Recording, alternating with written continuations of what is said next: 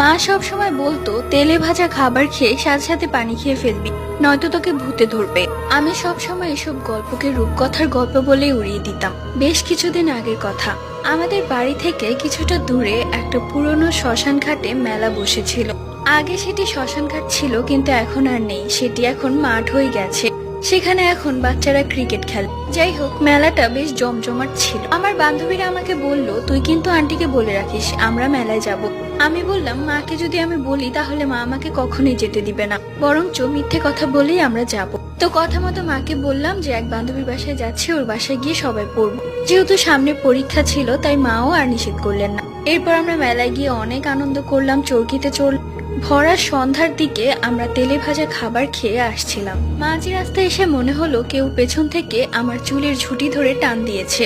আমি পেছনে ঘুরে তাকিয়ে দেখলাম কালো ছায়া, সাথে সাথে সে ছায়াটা আমার ভেতরে ঢুকে গেল আর আমি